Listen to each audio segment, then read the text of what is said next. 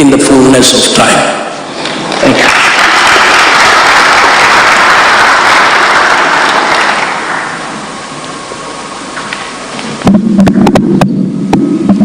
Thank you.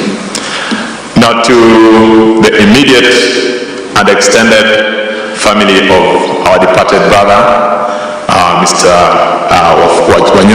Chebukati, to the leadership of the judiciary, today represented by my Lord Justice Daniel Musinga, to our elected leaders present, to my colleagues, to our friends, and to the general gathering. Good afternoon.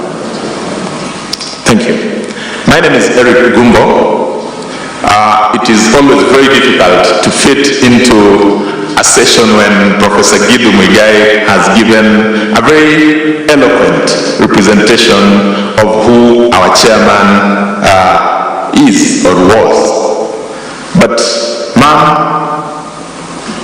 Mary, Rachel, Jonathan, and Emmanuel, this afternoon, on my own behalf, on behalf of our colleagues, and permit me to just ask a smaller segment of the advocates, they call themselves the Team IEBC. Would you kindly just be upstanding so that you could wave to the gathering, my colleagues with whom we have represented the IEBC.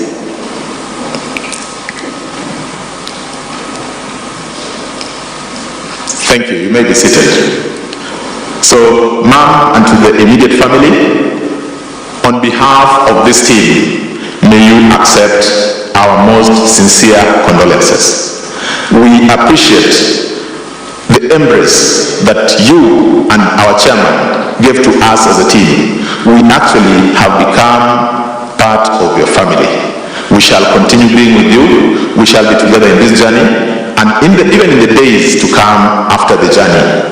We are in particular encouraged by the tributes that we've seen, the eulogy that was read by our brother Emmanuel, that you are strong. That also gives us strength to be able to stand with you in making this as light as we possibly can, an opportunity to celebrate our heroes in the manner in which they ought to be celebrated. Reading through the tributes, listening to those who have gone on that account, that together with my colleagues, we this afternoon would also want to just share the little that we could recollect, the little, in fact, let me not say little, because if we were to speak about chairman, we would need a symposium, the things that we learned from him. Permit me, however, to just speak about the feat of Chairman Chebukati.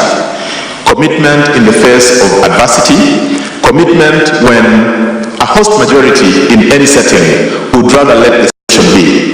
Chairman would always remain the last man committed to his word. There are many examples. In 2017, shortly after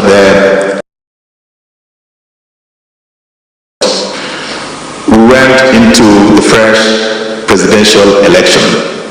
So chairman calls us, the group of colleagues that we were here, he says, what the judgment of the Supreme Court, almost word by word, where there's a comma, he put a comma. He said, we must comply with every single component of this decision.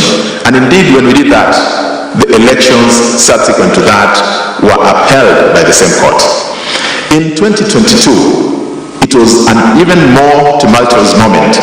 This, sometimes, we never get the opportunity to share. We were seated with a few of my colleagues in Bomas, and on that very fateful day, you'd hear people saying, take him out, this is the time, don't allow him to announce the results. And then we called ourselves into a small meeting and saying, has it gotten to that? Has it gotten to a point where you're saying, take somebody out because he has done what is his constitutional duty? I must admit, we panicked a bit. And so we spoke to those we could speak to within that environment. When the message got to Chairman said, Gumbo and your team, there come a time when in the life of an individual, If he stands for the right thing, then even paying the ultimate price for it is not too much to ask for. I will do what is constitutionally right. I will do what I'm mandated by the law to do, and that is exactly what Chairman did. At that point in time, there were many voices giving all manner of shades of wisdom, some of it outright lack of wisdom, and so we borrow from those as examples and we tell ourselves that is commitment. We've heard from the family that he was a committed man. May we allow our chairman to rest in peace. Thank you. Thank you too. Please, may I plead with us? There are quite a number of people that are still in the queue. If we can make it short, brief,